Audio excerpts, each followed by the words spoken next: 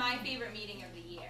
I always look forward to October because that's always when we've been able to invite the Educator Explorer recipients to come and tell us about their summer adventures. And to me, it's just the most meaningful part of the Ed Foundation. We have great grant programs and we offer them in a lot of different areas, but this is kind of, in my opinion, a very tangible, tactile, like to see it and feel it. This, to me, is just, we get to see the fruits of our labor throughout the year.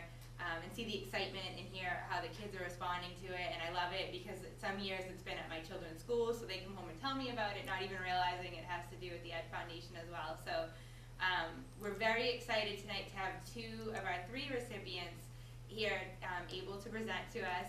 And before I introduce them, I just wanted to thank Peggy Kane for coming and Leslie on behalf of the school committee. Leslie's also on the Ed Foundation. My board members for coming. Jim from WCTV coming to tape this so that hopefully the people who couldn't be here tonight can hear a little bit about it as well. It's very, as I said, very informal, so we'll have each of the recipients present their presentation, talk to us about it. If you guys have questions, feel free to ask them. And there's water and candy in the back, so help yourself to sustenance. And without further ado, I would like to introduce Neil Roberts, who had a great summer adventure in Washington. Thank you. I did. I wore out my shoes. That's why I put shoes in the pictures. That was part of the whole plan, was to just walk Washington, D.C. and explore the art and architecture, because there's just so much of it. And where our 8th graders go to Washington every year anyway, I thought I could try and pull some of that into kind of make it a year-long prep every chance I get, kind of pull something in. Oh, you'll see this in Washington, or this is, this, when you get to Washington, look for this, and you'll see this monument, and this is by this person, and this artist, and the whole thing. So, it was kind of a combination of the art and the architecture. And I took over 1,000 pictures. I didn't bring 1,000 pictures here, 12. Because I didn't want to put you to sleep. I did a lot of, in Washington, there's, all the art runs the gamut from prehistoric to contemporary. And a lot of what we do in the class, especially the 8th grade, we do a lot of contemporary stuff. So I focus a lot more on that with these pictures. And these 2 especially excited me because this was Chuck Close, who's still a living, breathing artist. And we do talk a lot about him in my classes. And he's paralyzed from the neck down, and he's overcome this paralysis to create these paintings.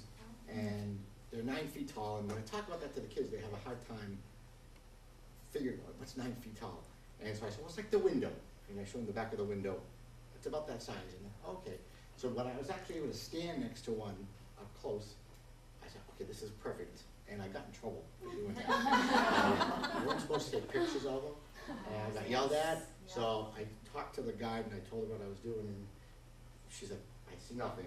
And so she was great. She said, let me get these pictures.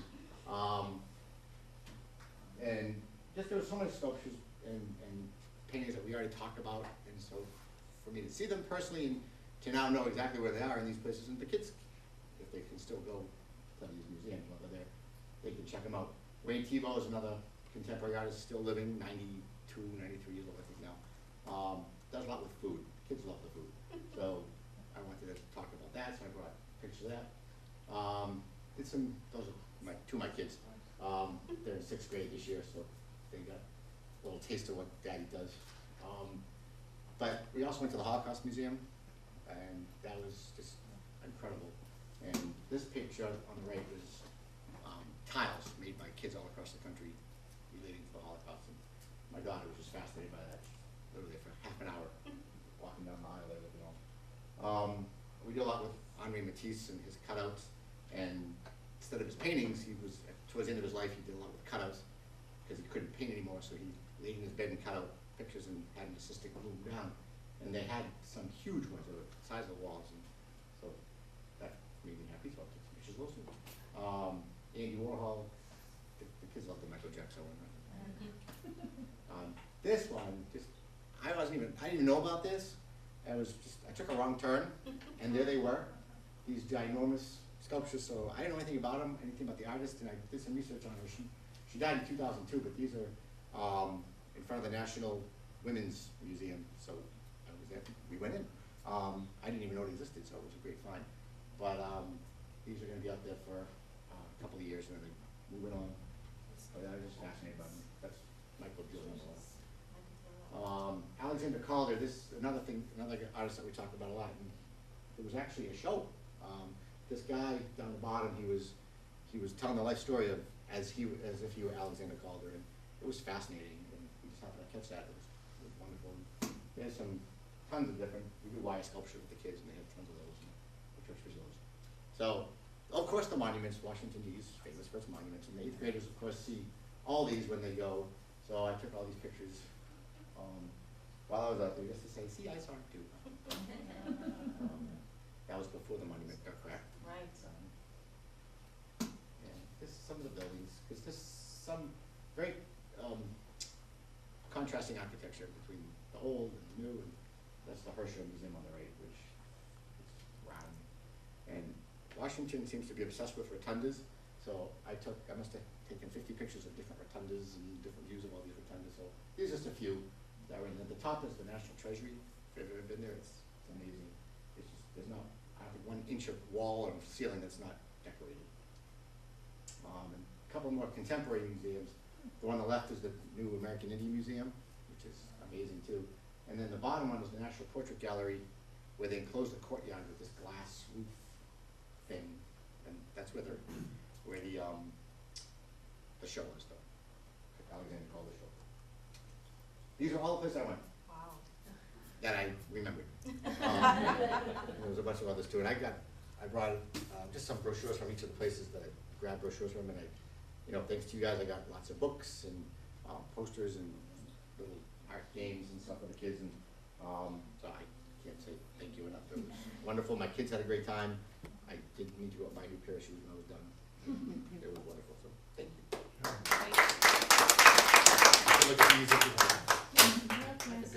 Yes, you can ask him. What was your favorite of all of the takes? The National Portrait Gallery, I think, which I'd never been to. And my kids, the first day we got there, we said we have to do the art stuff first. And they loved that. You ask them too, they'll tell you that was their favorite too. And they had everything from, ancient portraits to contemporary ones, like that Bill Clinton one. It was just amazing. I can't talk about how good it was. Just by coincidence, last weekend, the veterans had a bus to Washington. Okay. And I went on as a second year in a row. We were at the Air and Space Museum, and John Glenn walked right by us. Oh, really? He was giving some kind of a presentation, I'll tell you, he's probably about 90, but he looks great. Nice blue suit, shirt and a tie and everything. So shortly after that, they said, evacuate the museum. And we have 15 minutes, we want the museum cleared. Well, outside were tons of demonstrators, just like we have in Boston. And so what they did is they evacuated the whole museum. So my wife was watching the news last night, and she said, look what they were doing in Washington. I says, yeah, we were there, because they just showed day late the evacuation, And it's too bad, it's a spoiler for a lot of people. I have been there, many times, so it didn't make any difference to me, but for all the people that were there just for their first trip was a shame, Yeah. Oh, I shut that up. So yeah, it was great. Yeah, I mean, there's so much more too than what I we know. were able to see in a Even with week. the It was list- just Even with the list that you showed, the walking for that was incredible. yeah, Yeah. and it was like 900 degrees. Yeah, if you haven't been there before, put it on your list. Yeah, and we stayed literally, we were 4 blocks off of the mall, and it was just great. We just walked everywhere, took the metro where we needed to, but it was wonderful. Did you find that after coming back, you started tweaking some lesson plans or how you went about Oh, it? absolutely, and I got so many resources there. It was great, and had some new ideas like that. The one where I showed you those sculptures that I just happened to bump into. I'm thinking about what I can do with them and starting to throw some ideas together because it just fascinated me. And then when I did some research on her, I learned so much more about her that I just want to do something. So it's absolutely, and that was the whole idea. Yeah. I know a new thing was, so a lot of these museums have virtual tours available. Is that something many of these museums would have offered as well? Well, they do have, and they have incredible websites with videos and things like that. I mean, I did a lot of research before I went. Right. We tried to map out a schedule, and that didn't work. But there's just so much, and, you know, dragging my 3 kids, and they, they just wanted to go to the zoo in the parents' space, but they still. Yeah, just one other item, that picture you had up there where you showed the Iwo Jima Memorial. Mhm. Well, for people that haven't been down there in the summer, on Tuesday nights at the Iwo Jima Memorial is over by the Arlington Cemetery.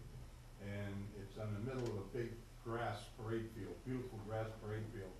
And on Tuesday nights, the Marine Corps band, the #1 Marine Corps band, comes out from behind the monument playing music. They march up and down and play music. And behind them is 2 squads of, 2 platoons, of silent drill team. These are the guys that take the rifles with the bayonets on them and throw them up in the air, and the guy behind them catches the rifle. I mean, that's kind of a hairy thing to do. So the only reason I mention it, because if you go there in the summer, you can call up, and it doesn't cost you anything, but you get a ticket. And I think they do it from June, July, and August. And then on Friday night, down at 8th and I Streets where the Commandant lives, he also has a big parade field, and they do the same thing down there. So this is free entertainment, and it's spectacular, So you can look it up on the website, and it would tell you all about it anyway, but I thought I'd mention it so you know. Thank you. You're welcome. Thank you again. Okay. Yeah, how many days did you get to go? We were there for, it was 5 full days, and then like a half a day on the end. We drove. I'm gonna do that again. We drove. It was good. So yeah, it was, we left the day after school got out, just went down. And that, where you took the turn and came across those sculptures, did you know what they were made of? They're, They look it's thin. like a glass mosaic type thing, covered fiberglass sculptures Oh, yeah. that are covered. So they're gonna take them in for the winter time to protect them, Oh. because they say they won't withstand. There's something similar like that, the Georges Pompidou courtyard in Paris as well. Yeah, she had all over the world somewhere, so Yeah. it could very well be the same And they're artist. pretty like, if not the same, absolutely. It was great. That was on New York Avenue. The weekend we were there, that week we were there, rather, there was this barbecue fest. And they closed down the entire, I don't know what they call it. They're like a downtown area. It's like New York Avenue, near Pennsylvania Avenue, not too far from there. They closed on blocks and blocks and blocks, and it's just barbecue. And the smell was permeating over the entire city. That's where it was just, and we didn't get to eat any of it. Well, it smelled the other day, and they weren't cooking, so. Thanks. Thank you. I'll leave those. I forgot in my original introductions to also thank Christine and Hope for being here from the middle school as well. This year we had 2 recipients from the middle school. For those of us who don't have middle school age kids yet, Neil, you teach Art. art. And I'm sorry. Lauren, I'm about to introduce. I have to say, this last year was the first year that I got to go when the recipients were told.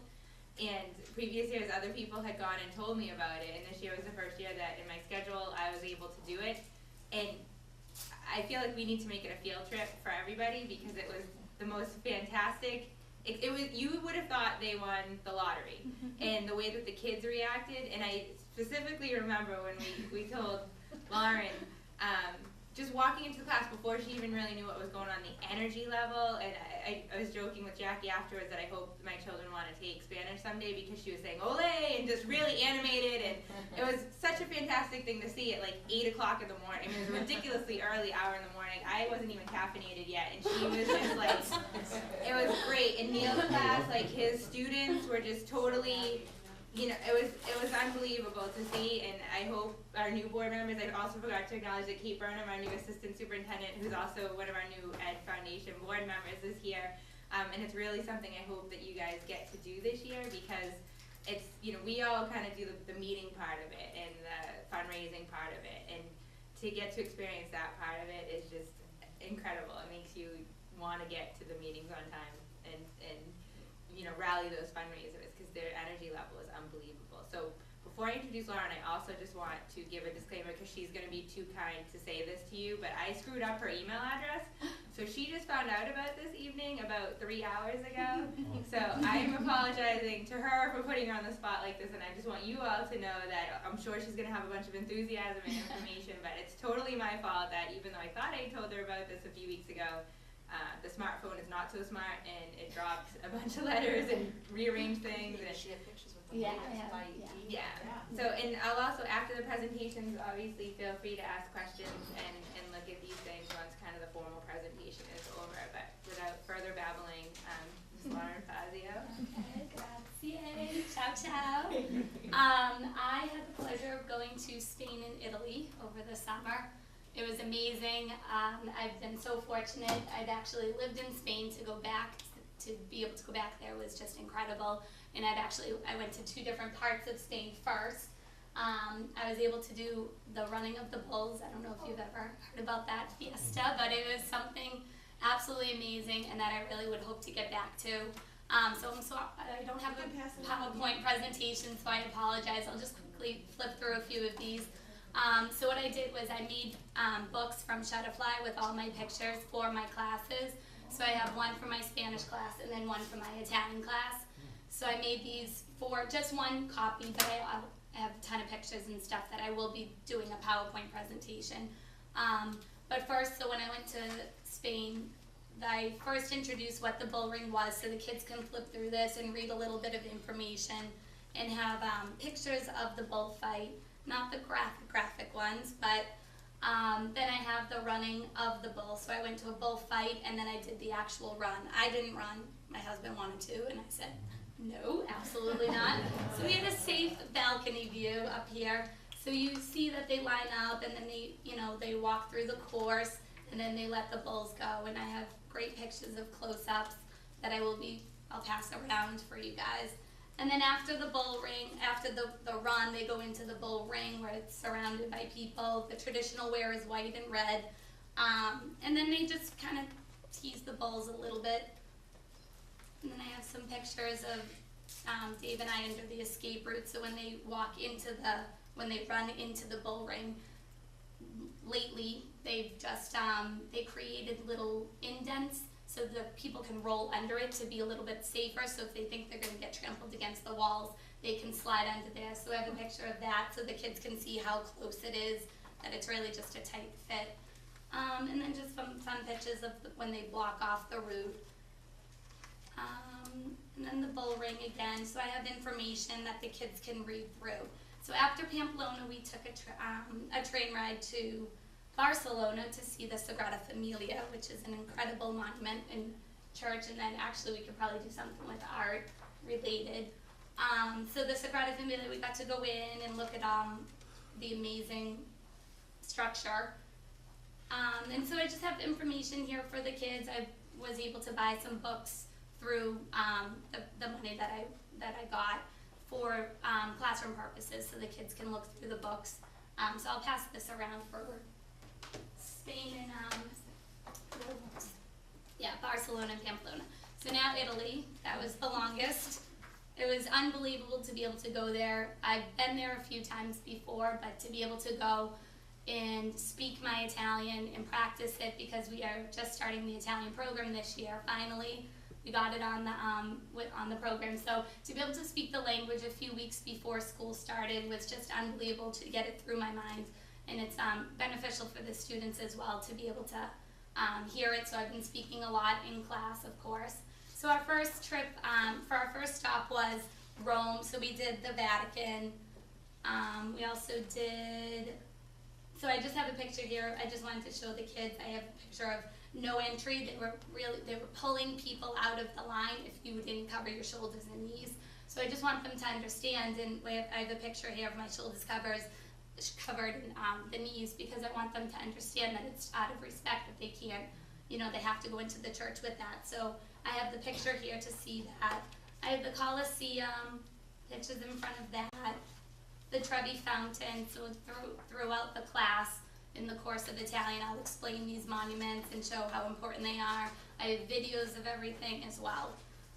Then we did Pompeii, the ruins of Pompeii, and it's actually ironic, the Museum of Science is holding exhibit. Yeah. So I know Stacy Benoit is a history teacher here at the middle school, and she had asked if I was going there, and I said absolutely, so I took a ton of pictures for her as well, so hopefully when she teaches her kids about Pompeii, I could be doing that as well in my Italian classes, so a little cross-culture there.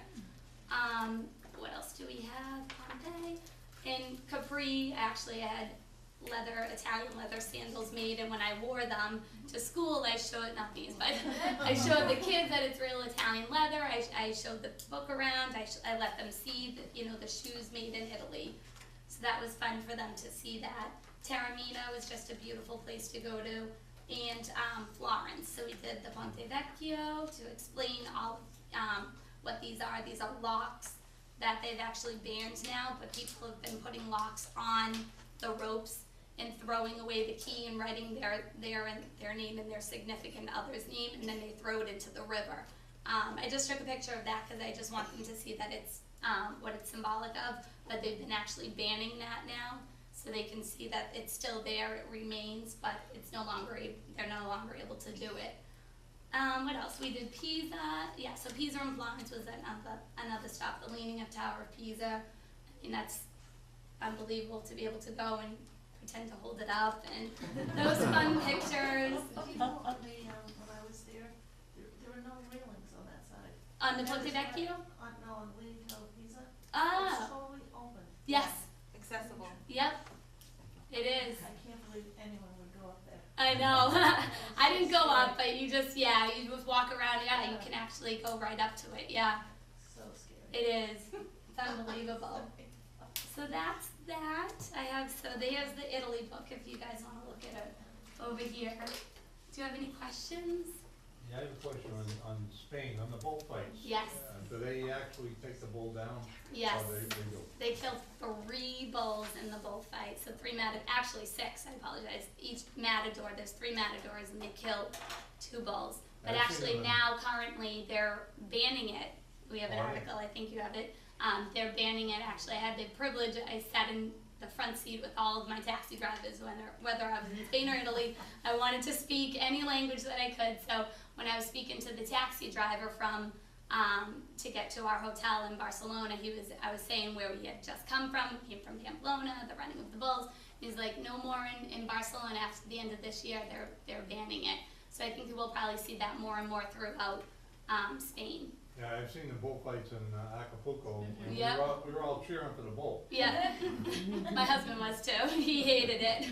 Yeah, so it is pretty gory, but obviously I'll leave a lot of that out. But I do want the kids to understand the art of the bullfight. How many students do you have in your Italian? Italian, we got 90 students signed up for this year's Italian. So I teach 2 sections, so I have 25 in each class. And then Rosangela Roma now, she teaches the other 2. So we had a great turnout, so we're hoping to build it. Is this 8th grade? This is 6th grade, so we're starting in 6th grade, and then next year we'll do 6th and 7th, and then it'll keep going. I don't know how I missed it, but I'm really glad it's happening. Yeah, come on in, come in and sit in the class. Those are great pictures. Thank you. So yeah, I'll do, when I actually do like the bullfight with my classes, I've never done it with my 6th graders. So I really want to do it this year now that I have, the pictures and stuff. So I want to put up PowerPoints and do all that. So got This it. is In Barcelona, yeah. I was there a few years ago, and my son was doing junior year abroad, and his other sister and one of his sisters and I went over, and we had a hotel room directly across from this. And what they would do at lunchtime, all of a sudden people would come along with their backpacks and their whatever, their pocketbooks and everything. They would come over and just drop them like right in front of them.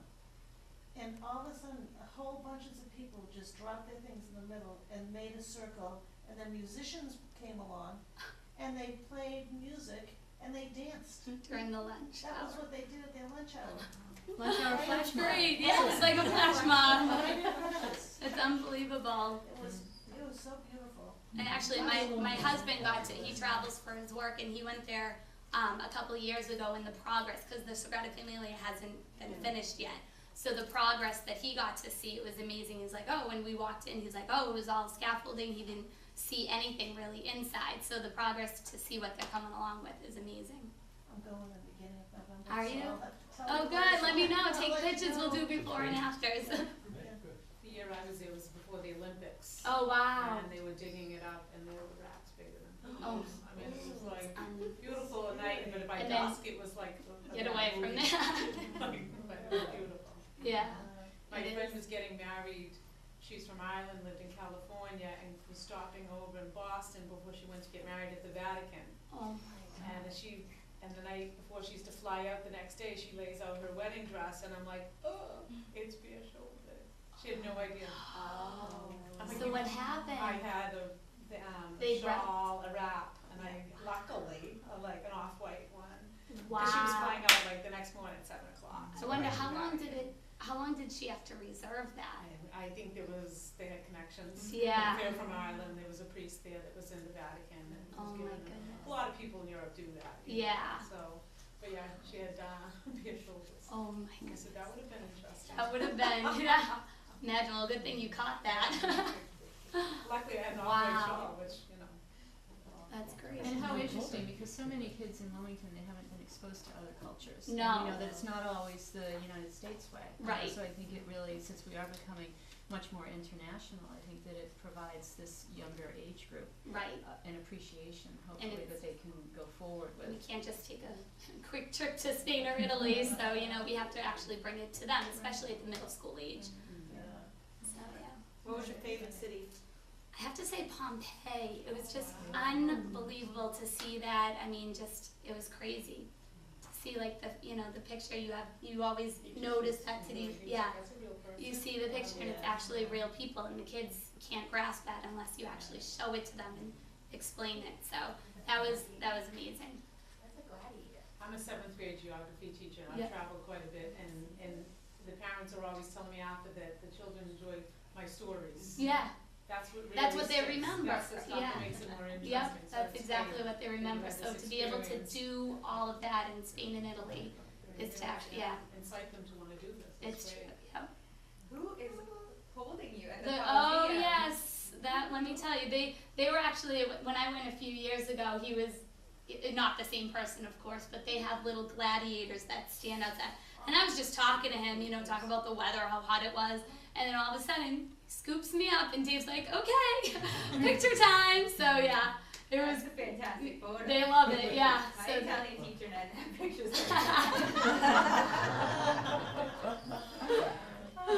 Yep, so it's an amazing experience to be able to bring the culture to them, especially since we can't really go there. And Yes. I think that those types of stories that you talk about really inspire the kids and motivate, so when they are a part of Strings and they're able to go abroad as a high school student, or they see a trip to Costa Rica through the Spanish department or the Eco Club, they're more apt to think, my teacher did this, I wanna do this, and it makes them think about traveling and they get that travel bug, and that's what we want them to have. Absolutely. I really Thank enjoyed how you referenced the crossover too, that it Yeah. sounds like you're able to bring this Bring it experience into the- the yeah. classes. Especially, I mean, it was amazing that the Museum of Science is doing that exhibit. Right. So to be able to, I know Stacy's gonna be doing that with her classes, and I can talk to the other houses and show them, give them my PowerPoint presentations, and all work together. So I appreciate it. Thank you guys so much, really. Can you make it up, Well, thank you both for coming and presenting to us tonight, especially on short notice. If you want to take a few minutes to ask any questions or to look at the materials, I would just ask the board just to stay for a few minutes because we do have to finalize two quick plugs. We have the Walk for WEF on Halloween, October 31st, which is our huge fall fundraiser. And again, it's just any money raised by each school, half of it goes right back to the school, the other half goes for grant programs like this. And just mark your calendar, save the date for March 30th, which is going to be the vendor fair that we do every spring. And hopefully, we'll as always have unbelievable experiences and stuff from the schools that we'll have in our silent auction and raffle tables. So those are my two plugs for the night. Enjoy some candy and with the heavy water so I don't have to carry it back out.